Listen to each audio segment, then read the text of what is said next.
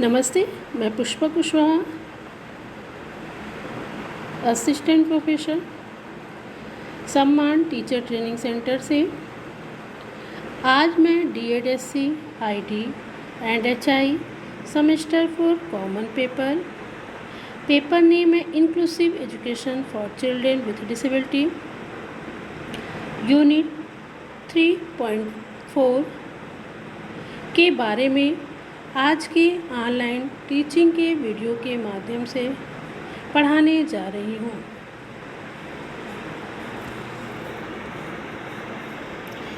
जिसका टॉपिक है continuous and comprehensive evaluation in disability.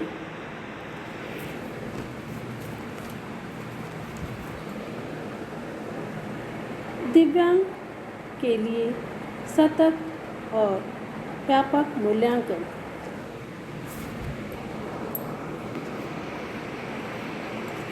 देखिए, अब हम लोग जानेंगे सतत एवं व्यापक मूल्यांकन। ठीक है,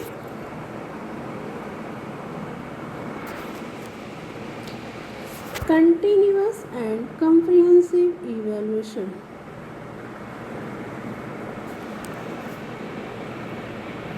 शिक्षा का अधिकार कानून 2009 के अनुसार 6 से 14 वर्ष के सभी शिक्षार्थियों का अधिकार है गुणवत्तापूर्ण शिक्षा प्राप्त करना। कानून के सेशन 29 में स्पष्ट कहा गया है कि कक्षा 1 से 8 तक की कक्षाओं के लिए पाठ्यक्रम बनाते समय यह ध्यान रखा जाए कि पाठ्यक्रम शिक्षार्थियों का सर्वांगीण विकास करने वाला हो। स्कूल और कक्षाओं में पढ़ाने के तरीके शिक्षार्थियों की अंतर्निहित क्षमताओं को उभारे और उनमें अपना ज्ञान निर्माण स्वयं करने की क्षमता विकसित हो। ठीक है, देखिए, शिक्षार्थियों ने जो सीखा है उसका मूल्यांकन उनके पढ़ने के दौरान लगातार होता रहे और उन्हें परीक्षा का भय नहीं लगे। परीक्षाएं शिक्षार्थियों का मूल्यांकन भी बताने वाली हो, साथ ही उससे शिक्षक को अपनी शिक्षण योजना में बदलाव करने का आधार एवं मौका भी मिले। इस प्रकार सतत एवं व्यापक मूल्यांकन की प्रक्रिया वास्तव में व्यापक गुणवत्ता सुधार प्रक्रिया ही है। इसे सीखने सिखाने की विधि एवं विद्यार्थी के स्कूल आधारित मूल्यांकन व्यवस्था के रूप में ही समझा जाए। सतत एवं व्यापक मूल्यांकन में सतत जहां एक और कक्षा प्रक्रिया के रूप में होगी, वहीं सर्वाधिक मूल्यांकन के रूप में भी होगी। व्यापकता उन मुद्दों को प्रमुख रूप से रेखांकित करेगी जो बच्चों के विभिन्न कौशल, भावनात्मक और क्रियात्मक पक्ष को उजागर करेगी। शिक्षा के उद्देश्य के साथ ही वर्तमान की ज़रूरत है और एक समाज की आकांक्षाओं के रूप में अच्छी तरह से इसके अस्थायी को प्रतिबिंबित मूल्यों के रूप में और एक समुदाय के रूप में अच्छी तरह से व्यापक मानव आदर्शों की तत्काल चिंताओं किसी भी समय और जगह पर वे व्यापक और अस्थायी मानव आकांक्षाओं के समकालीन और प्रासंगिक आर्टिकुलेशन को कहा जा सकता है। और मूल्यों शिक्षार्थियों शैक्षिक उद्देश्य ज्ञान की प्रकृति और सामाजिक रूप में स्कूल की प्रकृति की समझ अंतरिक्ष की मदद कर सकते हैं। हमारे सिद्धांतों पर आने के लिए कक्षा प्रथाओं गाइड वैचारिक विकास इस प्रकार है। एक सतत मजबूत बनाने और समृद्ध कनेक्शन और अर्थ की नई परतें प्राप्त करने की प्रक्रिया के साथ है। सिद्धांतों के संबंध में खाद सहित की बच्चों को प्राकृतिक और सामाजिक दुनिया के बारे में है का विकास, दूसरों को जो बातें वे कर रहे हैं के बीच संबंधों के लिए स्पष्टीकरण के साथ उन्हें प्रदान करने के लिए कारण और प्रभाव और फैसलों और अभिनय के लिए कुर्सियाँ रूप भावनाओं संज्ञानात्मक विकास है और भाषा मानसिक अभ्यावेदन अवधारणाओं और विकास से जुड़े होते हैं। ठीक है, ये तो हम लोग जाने सतत एवं व्यापक मूल्यांकन के बारे में। अभी हम लोग जानेंगे सतत एवं व्यापक मूल्यांकन क्या है। ठीक है, What is continuous and comprehensive evaluation? ठीक है, देखिए सतत एवं व्यापक मूल्यांकन continuous and comprehensive evaluation CCE, जिसका शॉर्ट फॉर्म है CCE, विद्यालय के विद्यार्थियों के मूल्यांकन एक नियमित एवं समग्र प्रणाली है जिसमें विद्यार्थियों के विकास के समस्त अधिगम्य पालाओं को शामिल किया जाता है। इसके अंतर्गत छात्रों के विकास और विकास के विभिन्न पहलुओं की पहचान की जाती है। इस प्रणाली के अंतर्गत मूल्यांकन किसी घटना की अवधि का नहीं किया जाता, बल्कि किसी घटना के मूल्यांकन की एक सतत प्रक्रिया है जिसका संबंध शिक्षण अधिगम प्रक्रिया से होता है और संपूर्ण शैक्षिक सत्र एकेडमिक सीजन की पूरी अवधि तक चलता रहता है। ठीक है, इसका तात्पर्य यह है कि इसके अंतर्गत मुख्य रूप से मूल्यांकन की नियमितता, इकाई परीक्षण की आवृत्ति या पुनरावृत्ति, सीखने के अंतराल का निदान, सुधारात्मक उपायों का प्रयोग और स्वयं के आत्म मूल्यांकन हेतु शिक्षकों और विद्यार्थियों के लिए प्रत्यक्ष प्रमाण की प्रक्रिया आदि पहलुओं पर जोर दिया जाता है।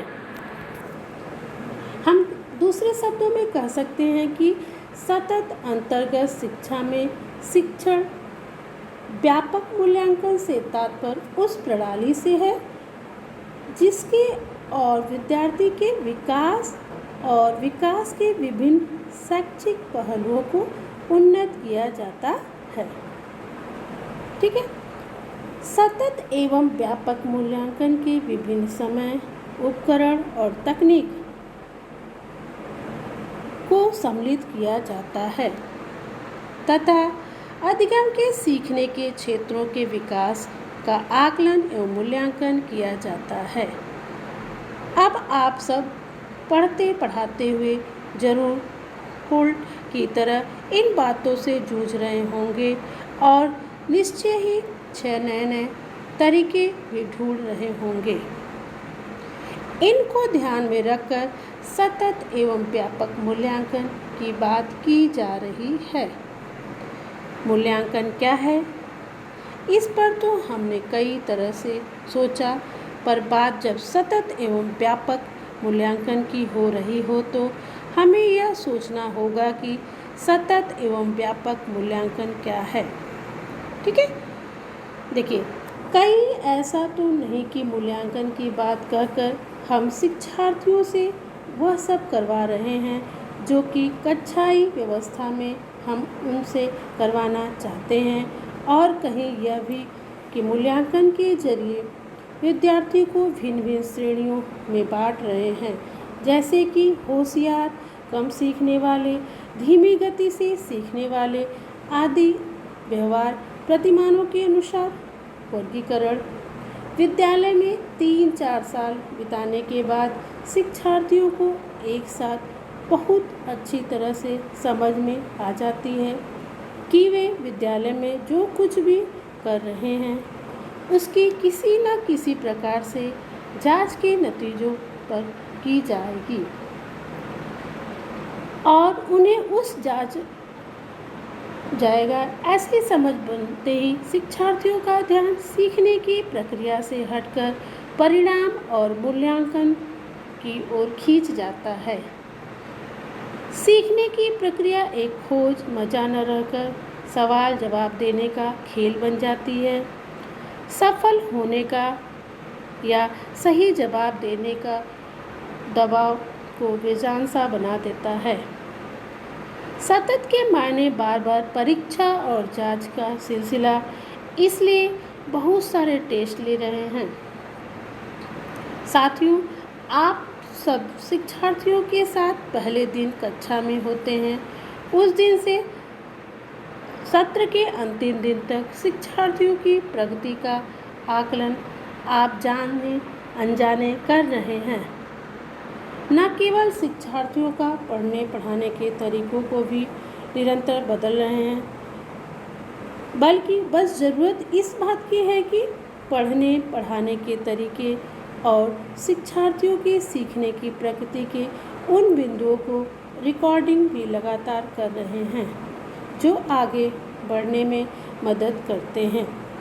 खुद आपको और शिक्षार्थियों को जब हम सतत आंदोलन की बात करते हैं तो हम समझना होगा कि आप पाएंगे कि एक अंतराल के बाद जब तक कि रिकॉर्डिंग का विश्लेषण करने पर हर शिक्षार्थी की प्रगति एक रेखी नहीं होगी।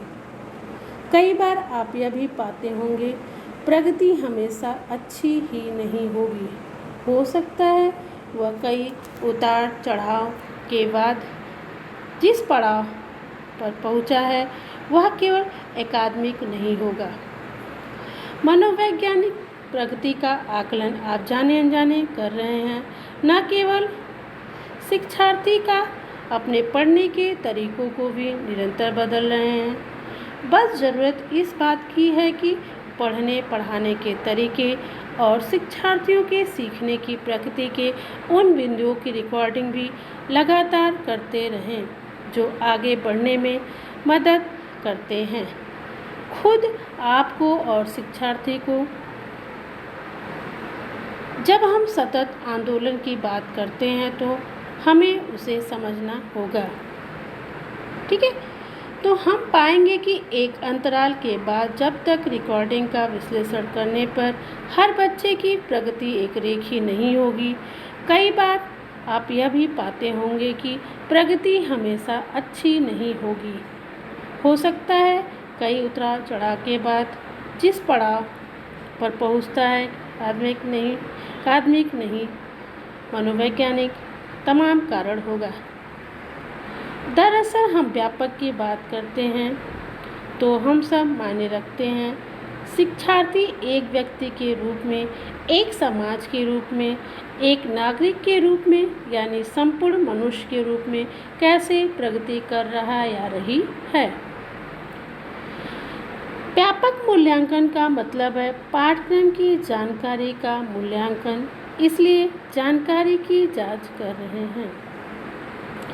शिक्षार्थी के एकाडमिक प्रगति का अवलोकन आप लगातार कर रहे होंगे, उसका रिकॉर्डिंग भी रख रहे होंगे।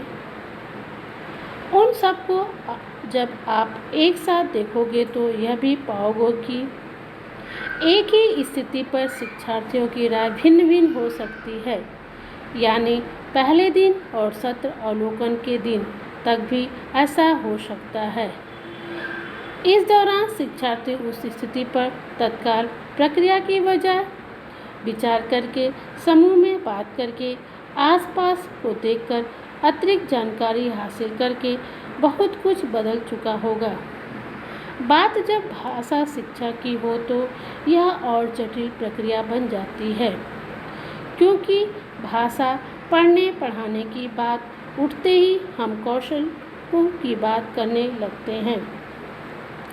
कुछ इस तरह जैसे यह कोई शब्दों पदों या फिर वाक्यों का ऐसा समूह मात्र है जिसकी हर वर्ड, अक्षर, शब्द, पद या वाक्यों में कुछ बने बनाए फार्मूले हैं और उन नियमों को जानते ही हम भाषा के धाता बन जाएंगे। इससे पहले हमें भाषा में मूल्यांकन क्या है इसे समझ लेना होगा। ठीक है, अब हम लोग जानेंगे सतत एवं व्यापक मूल्यांकन CCE का अर्थ। Meaning of continuous and comprehensive evaluation CCE। देखिए, सतत एवं व्यापक मूल्यांकन को संक्षिप्त में CCE के नाम से जाना जाता है। सतत एवं व्यापक मूल्यांकन दो शब्दों सतत और व्यापक या समग्र शब्दों से मिलकर बना है, जिसमें सतत से तात्पर्य निरंतरता या नियमितता तथा व्यापक से तात्पर्य पाठ्यक्रम और सह पाठ्यक्रम योजना में अधिगमकर्ता के समग्र या संपूर्ण मूल्यांकन करने की प्रक्रिया से है।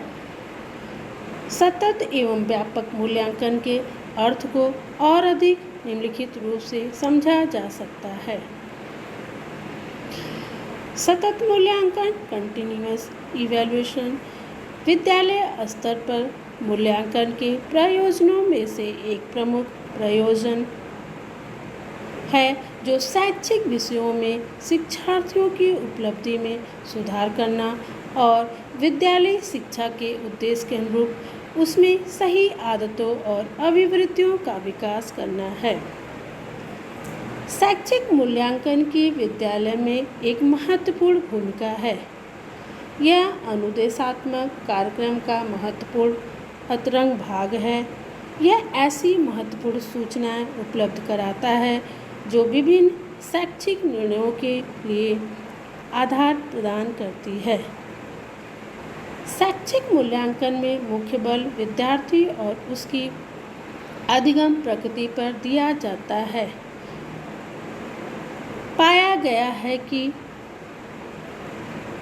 वह किस प्रकार प्रगति कर रहा है। यह जानकारी शिक्षक द्वारा प्रभावी शिक्षण और विद्यार्थी द्वारा प्रभावी अधिगम का मूलभूत तत्व है। इसके अतिरिक्त शिक्षा की राष्ट्रीय नीति दस्तावेज NPE 1986 में इस बात पर बल दिया गया है कि विद्यालय स्तर पर मूल्यांकन रचनात्मक और विकासशील होना चाहिए, क्योंकि इस स्तर पर विद्यार्थी अधिगम की विकासात्मक अवस्था में होता है। चूँकि शिक्षार्थी इस समय स्वयं विकास को रचनात्मक अवस्था में होता है, इसलिए अधिगम के सुधार पक्ष पर जोर दिया जाना चाहिए। हम किसी विद्यार्थी द्वारा अनुदेशात्मक उद्देश्यों की प्राप्ति के वर्तमान स्तर और उसकी प्रगति का कैसे पता लगा सकते हैं। ठीक है, देखिए, अनुदेशात्मक उद्देश्यों के सतत मूल्यांकन द्वारा उद्देश्यों की प्राप्ति के वर्तमान स्तर तथा प्रगति की दिशा का पता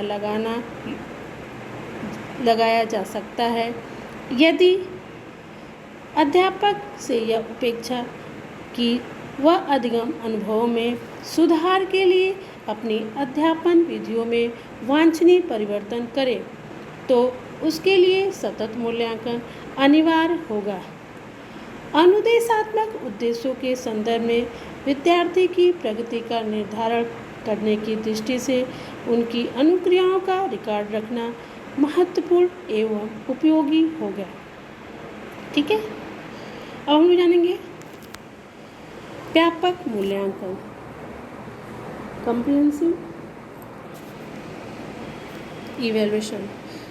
देखिए, शिक्षा लक्ष्य निर्देशित होती है और शिक्षण निष्पत्ति की जांच प्राप्ति के रूप में की जा सकती है। प्रत्येक शैक्षिक कार्यक्रम का लक्ष्य विद्यार्थी के व्यक्तित्व का समग्र विकास करना होना चाहिए। इसलिए विद्यालय में दिए जाने वाले शिक्षण संबंधी अनुभवों से उपेक्षित लक्ष्यों की प्राप्ति में सहायता मिलनी चाहिए। किसी भी शिक्षक अथवा शैक्षिक योजनाकार को किसी शैक्षिक कार्यक्रम के लिए उपयुक्त विषय वस्तु और संगत शैक्षिक अनुभव का निर्णय लेते समय शैक्षिक और गैर शैक्षिक निष्पत्तियों को उस कार्यक्रम के उपेक्षित व्यवहार के रूप में बताना चाहिए। ठीक है, अब हम लोग जानेंगे शैक्षिक एवं गैर शैक्षिक क्षेत्र, educational and non educational field. देखिए, यह वांछनीय व्यवहार जिसका संबंध अध्ययन विषयों के ज्ञान, अवबोध तथा किसी अनभिज्ञ अवस्थिति में उन्हें उपयोग करने संबंधित योग्यता से है। शैक्षिक क्षेत्र से संबंधित कहा गया है ऐसा व्यवहार जिसका संबंध विद्यार्थी की अभिवृत्तियों, रुचियों, व्यक्तिक और सामाजिक गुणों तथा उसके स्वास्थ्य से संबंधित गैर शैक्षिक क्षेत्र में उल्लेखित किया जाएगा। शैक्षिक और गैर शैक्षिक क्षेत्रों से संबंध उद्देश्यों की प्राप्ति हेतु विद्यार्थी की प्रगति के मूल्य निर्धारण की प्रक्रिया व्यापक मूल्यांकन कही जाती है। यह देखा गया है कि प्रायः मात्र शैक्षिक तत्व जैसे किसी विषय के तथ्यों, विचारों, सिद्धांतों आदि की जानकारी और अवबोध तथा सोचने के कौशल का निर्धारण किया जाता है। गैर शैक्षिक तत्वों को या तो मूल्यांकन प्रक्रिया से बिल्कुल निकाल दिया जाता है या उन पर पर्याप्त ध्यान नहीं दिया जाता है। मूल्यांकन को व्यापक रूप देने के लिए शैक्षिक व गैर शैक्षिक दोनों क्षेत्रों को उचित महत्व देना चाहिए। विकास के गैर शैक्षिक पक्ष के निर्धारण संबंधी साधारण और व्यवस्थित तरीकों को व्यापक मूल्यांकन स्कीम में अनिवार्य शामिल किया जाना चाहिए। अब हम लोग जानेंगे सतत एवं व्यापक मूल्यांकन के प्रकार। Function of continuous and comprehensive evaluation. सतत एवं व्यापक मूल्यांकन के प्रमुख प्रकार निम्नलिखित हैं। देखिए, पहला है सतत मूल्यांकन से विद्यार्थी की प्रगति की सीमा और स्तर के निर्धारण में नियमित सहायता मिलती है। विशिष्ट शैक्षिक और गैर शैक्षिक क्षेत्रों के संदर्भ में योग्यता और उपलब्धि। नंबर 2 है सतत मूल्यांकन से कमजोरियों का निदान किया जा सकता है और इसकी सहायता से शिक्षक प्रत्येक अलग अलग विद्यार्थी की शक्ति, कमजोरियों और उसकी आवश्यकता का पता लगा सकता है। इससे शिक्षक को तत्कालिक फीडबैक प्राप्त होता है जो इसके आधार पर यह निर्णय करता है कि क्या किसी इकाई विशेष के विषय पर पूरी कक्षा में पुनः शिक्षण किया जाए अथवा क्या कुछ विद्यार्थी को औपचारिक अनुदेश दिए जाने चाहिए। नंबर 3 है इससे शिक्षक को प्रभावी शिक्षा कार्यनीति तैयार करने में सहायता मिलती है। नंबर 4 है सतत और व्यापक मूल्यांकन अभिक्षमता और अभिरुचि के क्षेत्रों को सुनिश्चित करता है। इससे अभिवृत्ति, चरित्र, प्रमुख प्रारूप के स्वरूप में परिवर्तन का पता लगाने में सहायता मिलती है। नंबर 5 है इससे भविष्य के लिए अध्ययन क्षेत्रों, पाठ्यक्रम और व्यवसाय के चयन के संबंध में निर्णय लेने में सहायता मिलती है। नंबर 6 है यह शैक्षिक और गैर शैक्षिक क्षेत्रों में विद्यार्थी की प्रगति संबंधित सूचना रिपोर्ट उपलब्ध कराता है और इस प्रकार शिक्षार्थी की भावी सफलता का अनुमान लगाने में सहायता मिलती है। ठीक है, अब हम लोग जानेंगे सतत एवं व्यापक मूल्यांकन के पक्ष या पहलू।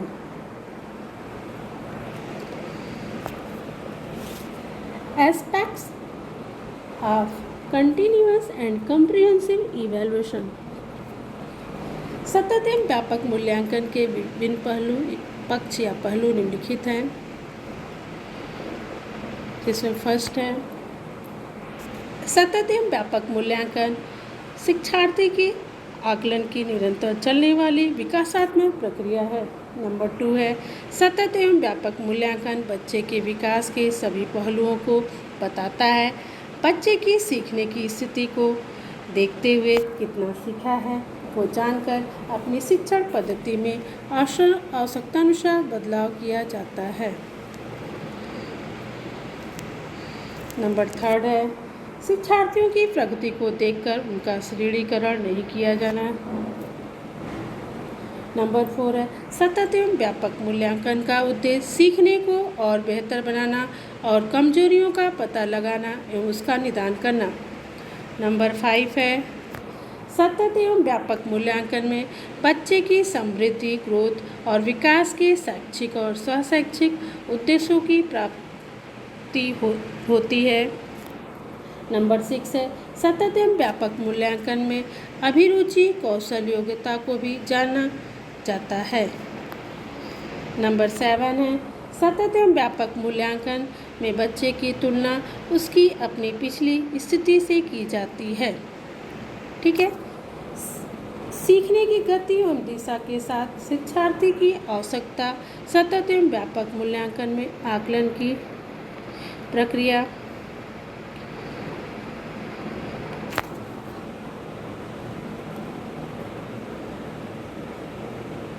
Process of Assessment in Continuous and Comprehensive Evaluation CCE विद्यालय शिक्षा की बात तो हो या विद्यालय से बाहर की सीखने सिखाने की प्रक्रिया हर समय नितांत अकेली नहीं होती।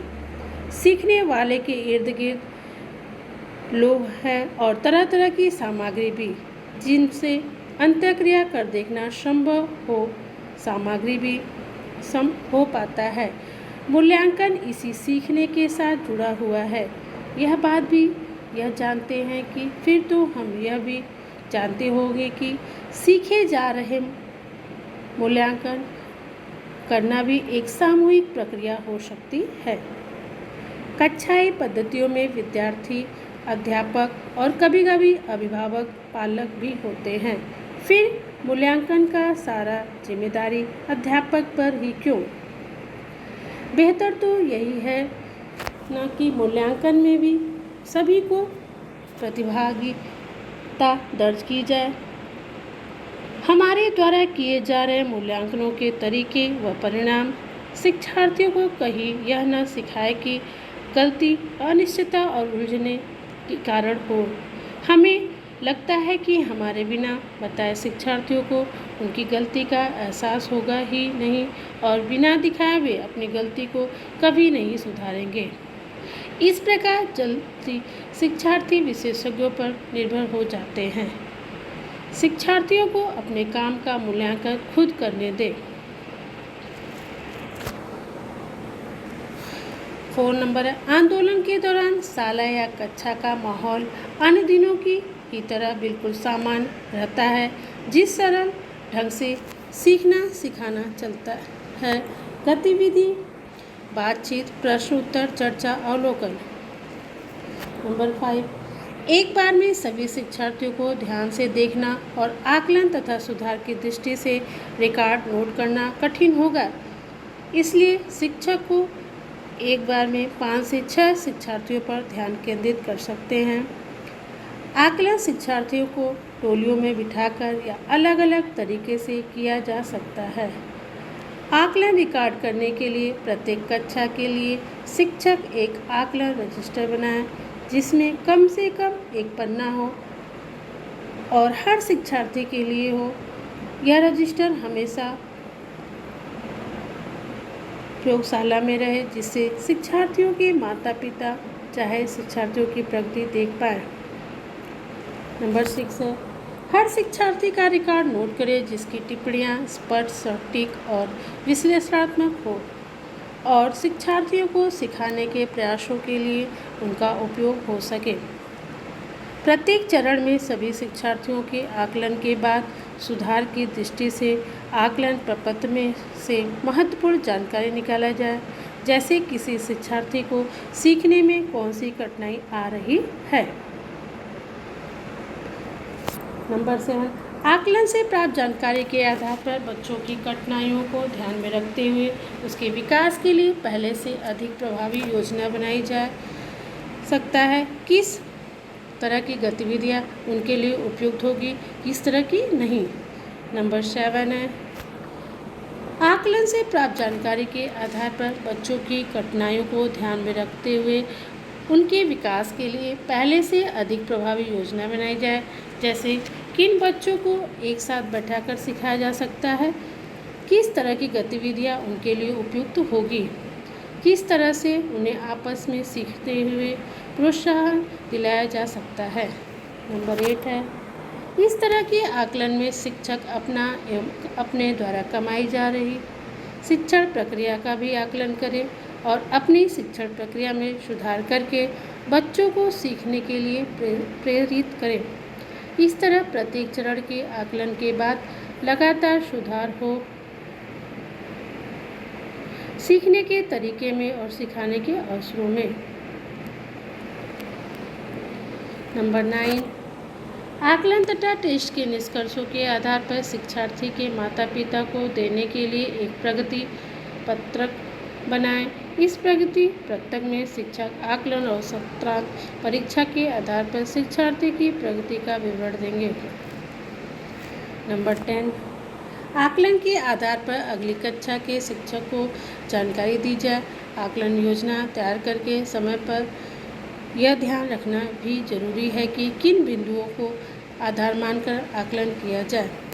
जैसे सीखने की मात्रा हर शिक्षार्थी के लिए अलग अलग हो सकती है और आधार मानक आकलन किया जाए।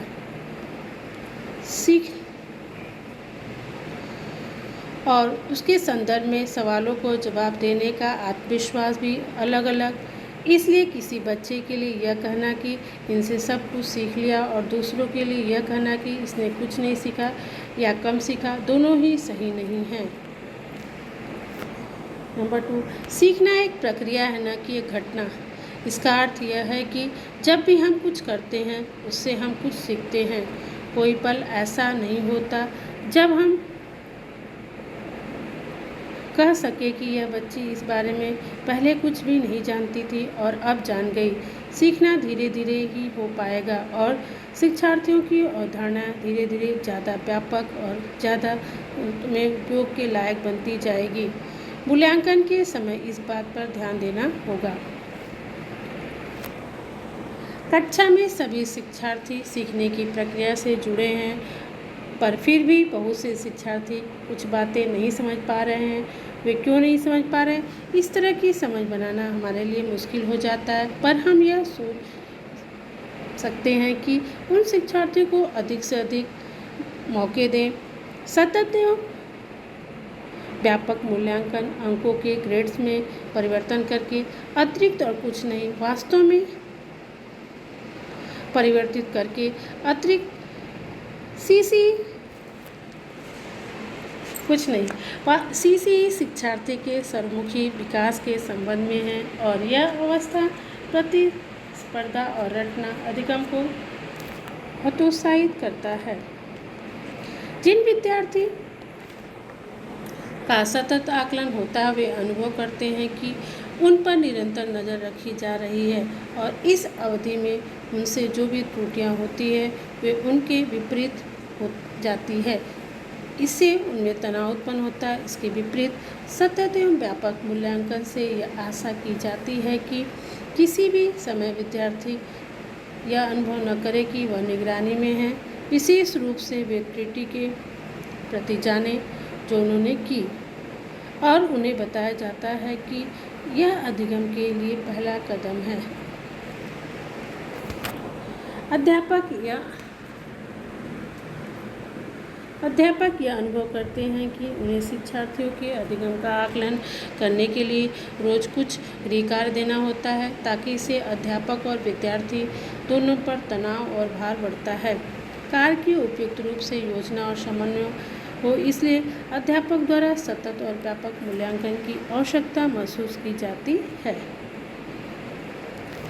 नंबर 4, विद्यार्थी जब घर पर अपने प्रोजेक्ट और क्रिया करते हैं तो यह उनके समय की बर्बादी है।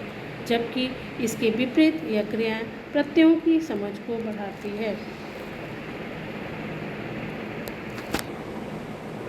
इससे अधिक परीक्षण और कम अध्यापन होता है। वास्तव में सतत और व्यापक मूल्यांकन में आकलन, अध्यापन और अधिगम का हिस्सा होता है।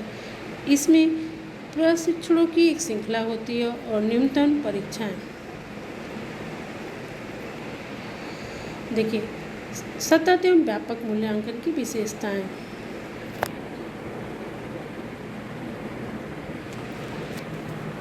Characteristics of continuous and comprehensive evaluation. Number 1 है सतत और व्यापक मूल्यांकन विद्यार्थियों के स्कूल आधारित मूल्यांकन पद्धति को इंगित करता है, जिसमें विद्यार्थी के समस्त पक्ष सम्मिलित होते हैं। सतत और व्यापक मूल्यांकन निरंतर और अवधि पीरियाडिक मूल्यांकन का ध्यान रखता है। नंबर 3 है निरंतर का अर्थ है अध्यापन के पूर्व आकलन और अध्यापन की अवधि में मूल्यांकन की बहुविधि तकनीकी का प्रयोग अनौपचारिक रूप से करना। शैक्षिक पक्ष में पाठ क्षेत्र या विषय क्षेत्र के, जबकि सहपाठचारी पक्ष में सहपाठ निरंतर और आवधिक मूल्यांकन का ध्यान रखता है। निरंतरता का अर्थ है अध्यापन और पूर्व आकलन और अध्यापन की अवधि में मूल्यांकन की बहुविधि तकनीकी का प्रयोग अनौपचारिक रूप से करना। नंबर 4 है शैक्षिक पक्ष में पाठ क्षेत्र या विषय विशेष के क्षेत्र सम्मिलित होते हैं, जबकि सहपाठचारी पक्ष में सहपाठ और व्यक्तिगत सामाजिक विशेषताएं, रुचियां, मनोवृत्तियां और मूल्य सम्मिलित होते हैं। नंबर 5 शैक्षिक क्षेत्र का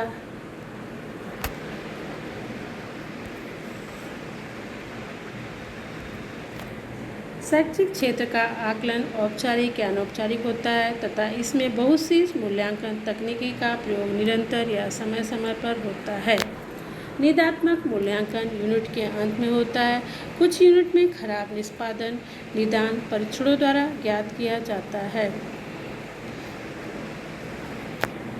सहपाठचारी क्षेत्रों का आकलन निर्दिष्ट कसौटियों के आधार पर और व्यक्तिगत सामाजिक विशेषताओं का आकलन मनोवैज्ञानिक परीक्षणों द्वारा किया जाता है।